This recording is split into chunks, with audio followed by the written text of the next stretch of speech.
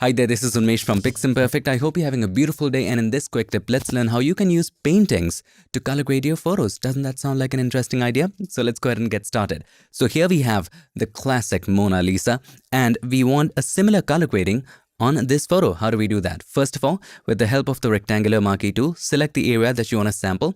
So I want to sample the skin, the head, the face. So select that, press Ctrl or Command C, and just paste it right over here for reference. I'm going to place it at the side.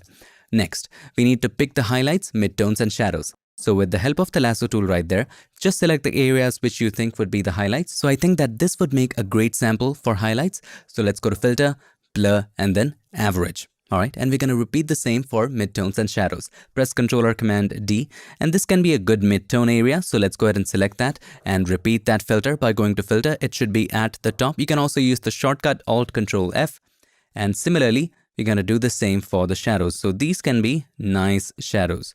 I'm going to just take a little bit of that area as well. All right. So Alt Control F. All right. Press Control or Command D. We have the highlights, midtones, and shadows. Now we're going to replicate the exact same thing in this face. Is it starting to make sense now?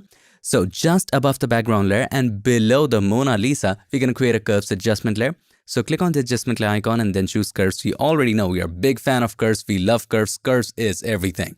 All right. In Photoshop.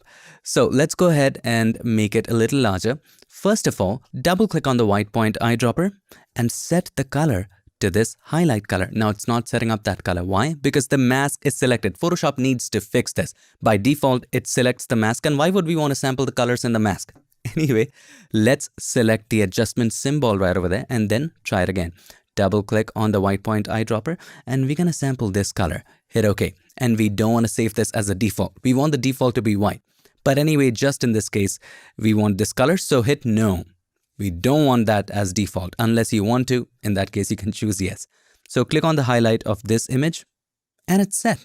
Isn't that beautiful? You can also try different areas to see what matches the most. I'm going to go with this. Similarly, let's do the same first with the black point. Double click on it and set it to the shadows. So click on that.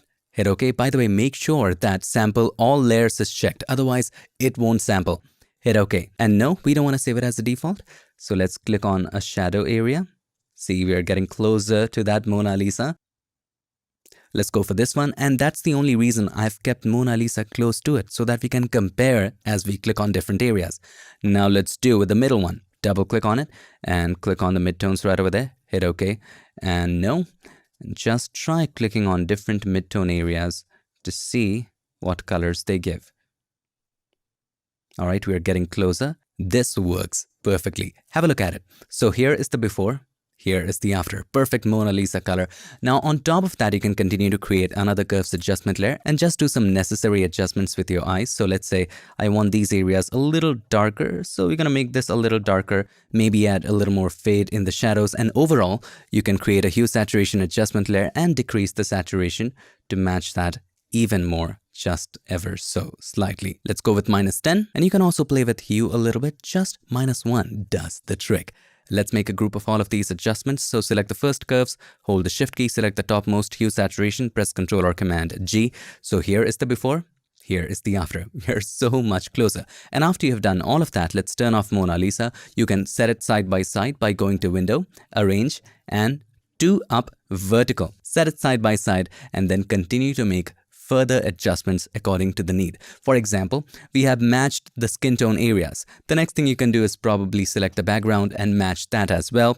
That's up to you. The possibilities are again limitless when it comes to curves. I hope you learned something new in this video, and if you did, make sure to give us a like and also don't forget to subscribe, and not just subscribe.